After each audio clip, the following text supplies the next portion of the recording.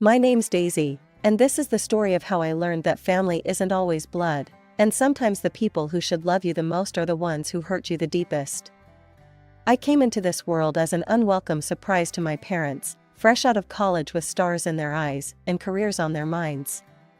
When my mom found out she was pregnant, she wanted an abortion. It wasn't the right time, they weren't ready, all that jazz. But my grandparents had other ideas. See, they were loaded, and they'd been bankrolling my parents' lives. When they caught wind of the pregnancy, they laid down the law: have the baby, or kiss the gravy train goodbye. From day one, I was an afterthought. My mom couldn't wait to get back to work, leaving me with a revolving door of nannies and my grandmothers. Don't get me wrong, I'm grateful for the care they gave me, but it wasn't the same as having real parents. As I grew older, my grandparents started to back off. They'd done their duty, keeping me alive and all, and now they were off to enjoy their golden years in exotic locales. Can't blame them, I guess. But it left me even more alone. By the time I was 7, I was practically raising myself. I knew how to cook basic meals, do my own laundry, and get myself ready for school. It wasn't ideal, but it was my normal. Then, everything changed. My mom got pregnant again. This time, it was different. My parents were ready, excited even. They'd climbed the corporate ladder, made names for themselves. Now they could afford to be parents, or so they thought. When my sister was born, it was like the sun had finally risen in our house. My parents were over the moon, cooing and fawning over her like she was made of gold. And I was pushed even further into the shadows. As the years went by, the difference in how we were treated became more and more obvious. My sister got the best of everything: toys, clothes, attention. If she wanted something, she got it. If she did something wrong, it was brushed off with a laugh and a kids will be kids. Me? I learned not to ask for things. I wore hand-me-downs and made do with what I had. If I screwed up, it was met with disappointment and lectures about responsibility. Don't get me wrong, we weren't poor. Far from it. My parents were doing well, really well. But in their eyes, I was already grown, already independent. Why waste money on me when my sister needed it more? I threw myself into my studies. If I couldn't have their love, I'd have their respect. I got top grades, joined every club I could, stayed out of trouble. But it was never enough. They'd nod absently when I showed them my report card, then turn back to my sister's finger-painting masterpiece. By the time high school rolled around, I was counting the days until I could leave.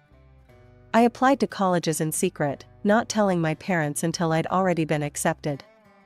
When I finally got into one of the best colleges, I packed my bags and left without a word. It took them 3 days to notice I was gone. 3 whole days. And even then, it was only because my mom wanted some yogurt. When she called, her voice was casual, like she was asking about the weather. "Daisy, could you pick up some low-calorie yogurt from the health food store on your way home?" I almost laughed. Here I was, starting a new chapter of my life, and all she cared about was yogurt.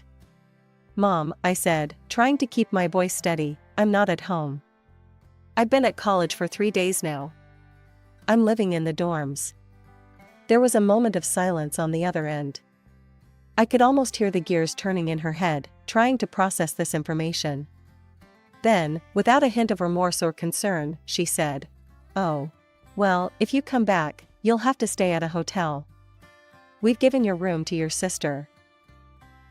Life at college was a breath of fresh air. But money was tight. My parents didn't offer any financial support. But my grandparents, bless their hearts, came through for me. They sent me small amounts regularly, just enough to keep me afloat. It wasn't much, but it meant everything to me. Not just the money, but the fact that someone in my family actually cared. "Daisy, dear," my grandmother would say during our infrequent phone calls, "we're so proud of you. You focus on your studies, all right? Don't worry about anything else." Those words were like a balm to my soul. I threw myself into my studies with renewed vigor, determined not to let them down. I couldn't work part-time like many of my classmates, the course load was too heavy, and I was determined to excel.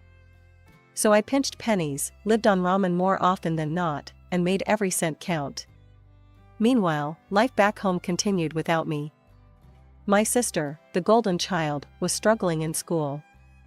Not that it mattered to my parents, they hired the best tutors money could buy, showered her with rewards for the slightest improvement, and made excuses for her every failure. By my senior year, companies were already lining up to recruit me. My professors sang my praises, my resume was impeccable, and I had my pick of job offers. But none of them felt quite right. I wanted more. I wanted to prove to myself, and maybe, just maybe, to my family, that I could make it on my own terms. So I took a leap of faith. I applied to a prestigious international company in Europe. It was a long shot, but I figured I had nothing to lose. When the acceptance email came, I nearly fell out of my chair. This was it. My ticket to a new life, a fresh start. I graduated with honors, my grandparents beaming proudly in the audience. My parents? They sent a generic congratulations card. My sister didn't even bother with that. But I didn't care. I was beyond seeking their approval. As I packed my bags for Europe, I thought about calling my parents to say goodbye. In the end, I decided against it. What was there to say? They'd made it clear where I stood in their lives. Instead, I hugged my grandparents tight, promising to call and write often. Life in Europe was everything I'd hoped for and more. Every now and then, I'd call my parents. Old habits die hard, I guess. But each conversation was like pulling teeth. They'd give monosyllabic answers, always too busy or too distracted to really talk. And they never, not once, called me. Then I met Marco. He was in the marketing department, all charm and quick wit, with a smile that could light up a room. We started as colleagues, became friends, and before I knew it, we were falling in love. When Marco proposed on a moonlit beach in Positano, I didn't hesitate. We decided to have the wedding in Italy. We should go tell your parents in person, Marco said one night as we pored over wedding plans. And invite them properly. It's the right thing to do. So we flew back to the States, armed with wedding invitations and hope.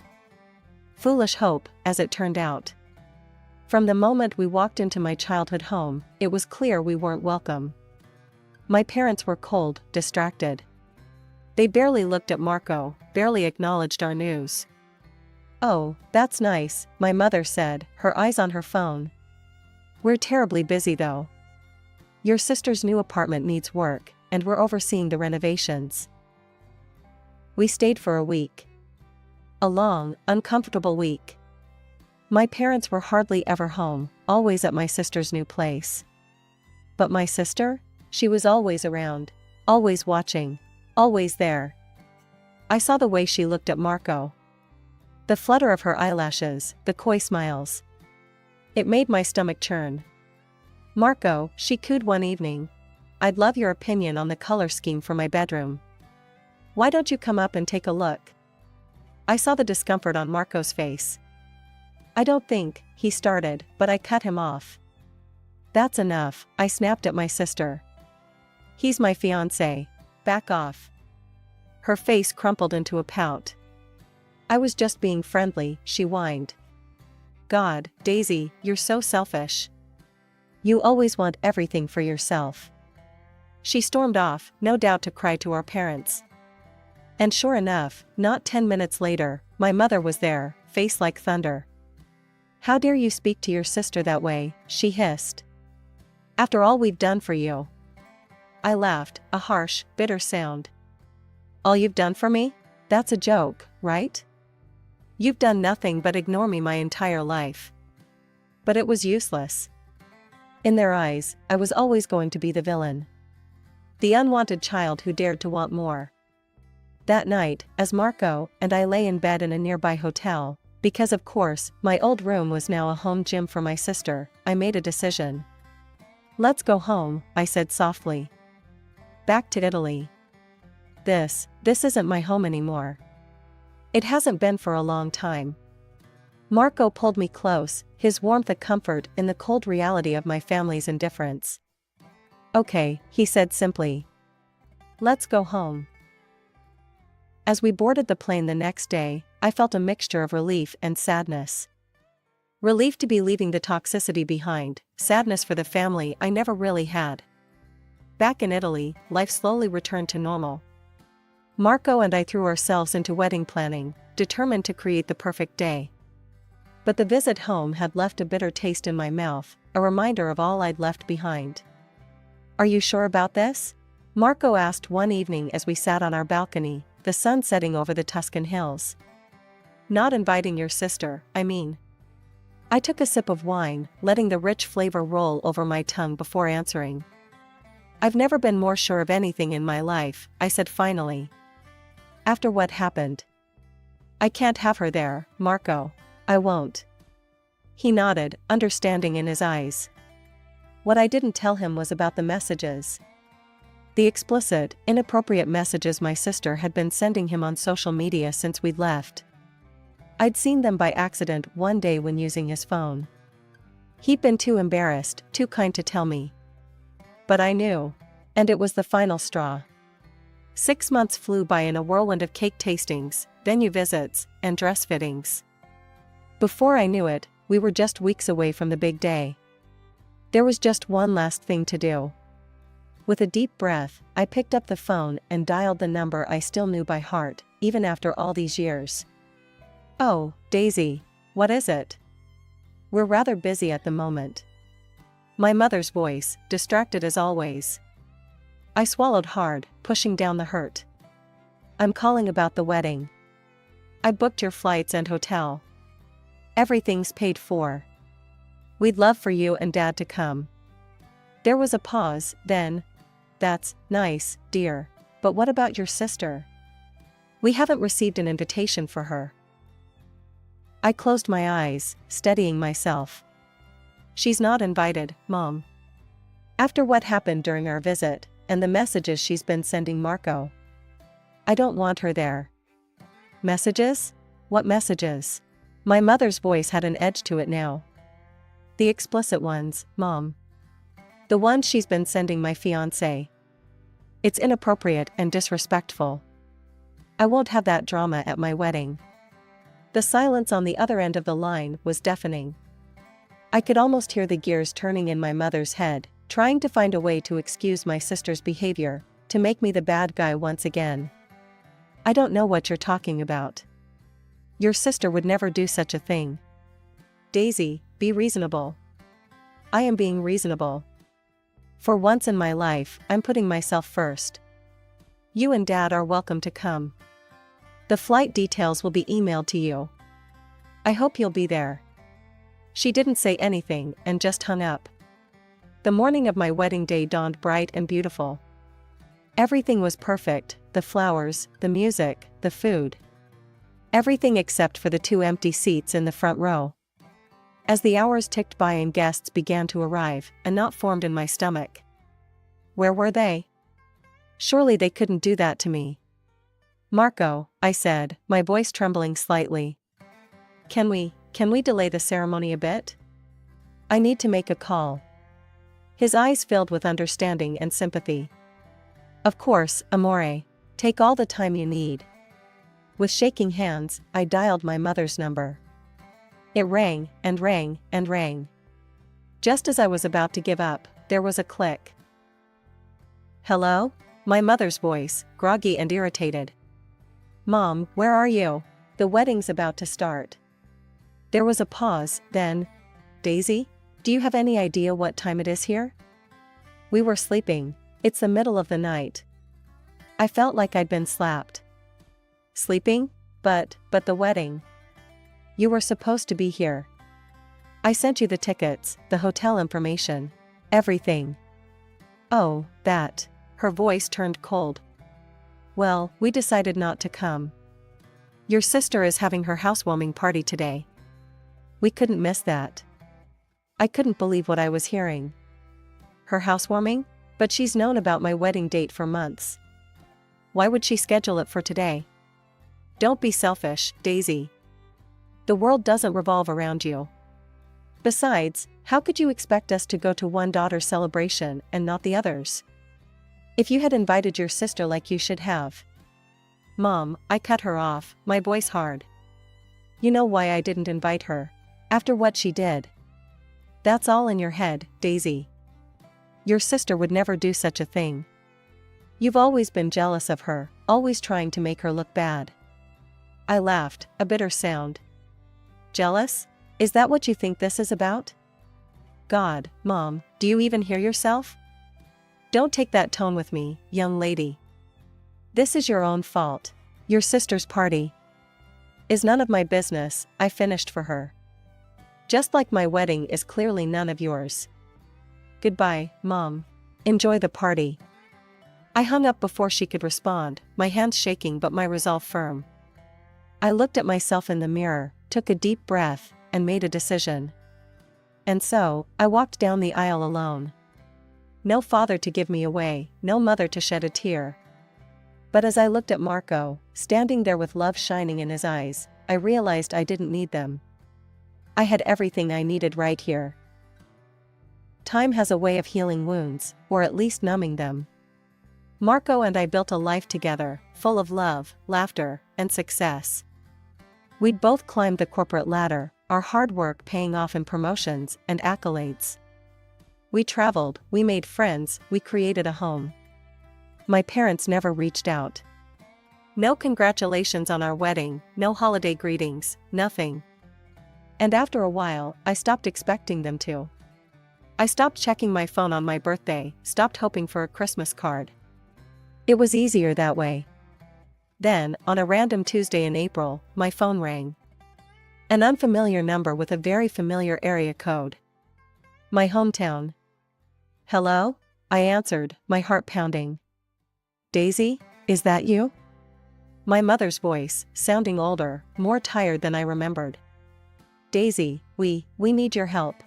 And so the story came out. The company my parents had worked for, the one they'd sacrificed everything for, including their relationship with me, had gone bankrupt. They were out of work, with no savings to fall back on. We've always lived well, you know that, my mother said, a note of desperation in her voice. We know we haven't been good parents to you. But we need help, please. I closed my eyes, conflicting emotions warring inside me. Anger at their past treatment, satisfaction at their comeuppance, pity for their situation, and a small, traitorous spark of hope. Maybe this was it. Maybe this was the moment they'd finally see me, value me. Okay, I said finally. I'll help. How much do you need? The figure she named made me wince, but I could afford it. Marco and I had done well for ourselves, after all. I made the transfer immediately, a mix of emotions swirling in my chest. It's done, I told her. The money should be in your account soon. Over the next few months, the pattern continued. Text messages would arrive, always asking for money. The amounts were smaller now, but the requests were frequent. And every time, like a fool, I sent the money. After one such transaction, Marco found me staring at my phone, a wry smile on my face. They asked for money again, he asked gently. I nodded. And again, I sent it. God, when did I become such a sucker? Marco sat beside me, wrapping an arm around my shoulders. You're not a sucker, amore. You're kind. It's not your fault they can't see what an amazing daughter they have. It was a lazy Sunday afternoon when my world tilted on its axis once again. I was idly scrolling through Facebook, a cup of coffee in hand, when a photo stopped me cold. My parents, looking tanned and relaxed, cocktails in hand, lounging by a pool at what was clearly a very expensive resort. My hand shook as I clicked through more photos. There they were, dining at a Michelin-starred restaurant. Posing in front of a luxury spa. Living it up like they didn't have a care in the world. Like they hadn't been begging me for money for months. With a growing sense of dread, I navigated to my sister's page. What I saw there made my blood run cold. Photo after photo of her with a brand new sports car, at high-end bars, designer shopping bags piled around her. And the captions. Another amazing gift from the best parents in the world. Lucky me, only child. So blessed to have parents who would do anything for me. Spoiled and proud. And there, in the comments, were my parents. Liking every post. Commenting things like, nothing but the best for our little princess, and you deserve it all, sweetheart. I felt sick. The phone slipped from my trembling fingers, clattering to the floor. How could they? How dare they? As if on cue, my phone started ringing. It was them. With a deep breath, I answered.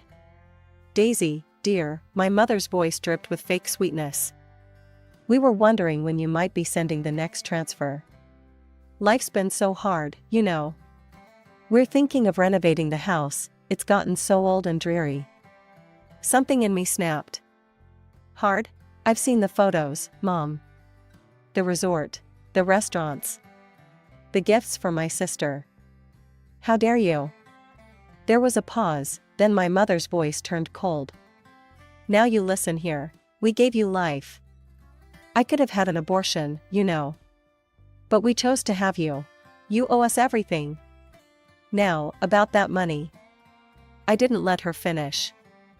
I hung up, my whole body shaking with rage and hurt. The phone immediately started ringing again. And again, and again.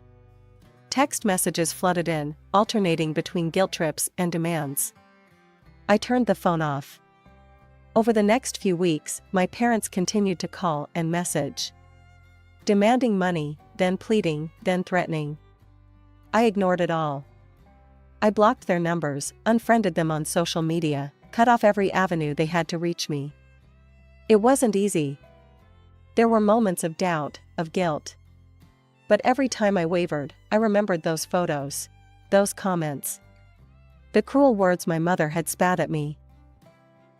Years passed, and life continued to evolve. Marco and I had built a successful life in Europe, but something was calling us back to the States. Maybe it was nostalgia, or maybe it was the desire to start a family of our own in familiar surroundings. Whatever the reason, we made the decision to return to my hometown. We quickly settled into our new life. A quaint house in a quiet neighborhood, prestigious jobs that challenged and excited us, and plans for the family we hoped to start soon. It felt like everything was finally falling into place.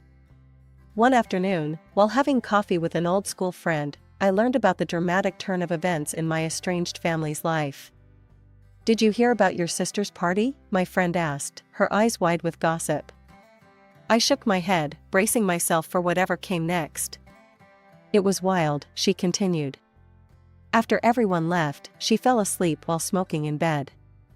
The whole house went up in flames. Your sister made it out, but the house, it's gone, Daisy. Completely destroyed. I sat there, stunned. The house I grew up in, the site of so many conflicting memories, reduced to ashes because of my sister's carelessness. That's not even the worst part, my friend added. Turns out your parents let the insurance lapse.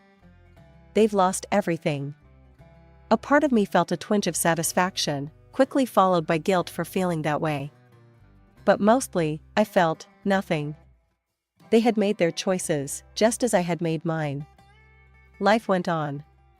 Marco and I focused on our careers, our home, our future. Then, one sunny Saturday morning, a knock on the door changed everything. I opened it to find my parents standing there. They looked older, worn down. The designer clothes and perfectly coiffed hair were gone, replaced by shabby, outdated outfits and graying, unkempt locks.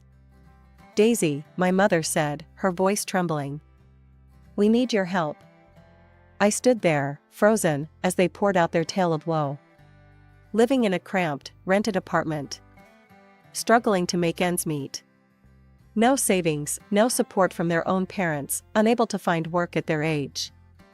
And your sister, my father added, his voice bitter.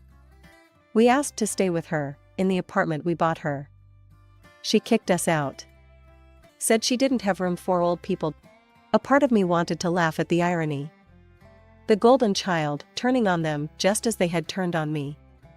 But the laugh died in my throat as I looked at their desperate faces. "Please, Daisy," my mother pleaded. "We have nowhere else to go. You're our only hope." For a moment, I was tempted. The little girl inside me, the one who had always craved their love and approval, wanted to throw open the door and welcome them in. But then, "You owe us this," my mother said, her tone shifting from pleading to demanding. "After all, I could have aborted you. You owe us your life." And just like that, the spell was broken. I felt a calm settle over me, a certainty I had never known before. "No," I said, my voice steady and clear. "I don't owe you anything. Not for giving birth to me, not for the years of neglect, not for choosing my sister over me time and time again. You made your choices. Now you have to live with them. Now, I'm asking you to leave. If you don't, I'll call the police." My father tried to step forward, but I stood my ground. "I mean it," I said. "Leave. Now. And don't come back." They left, hurling insults and threats as they went. I closed the door, leaning against it as tears finally came. Not tears of sadness or regret, but of relief. Of closure. That night, I called my grandparents. They had always been there for me, even from a distance. They listened as I poured out the whole story, offering words of comfort and support. "You did the right thing, Daisy," my grandmother said. "You can't set yourself on fire to keep others warm. Especially those who wouldn't even notice if you burned." As I hung up the phone, I felt a sense of peace wash over me. The last ties to my toxic past had been severed. The future stretched out before me, bright and full of possibility.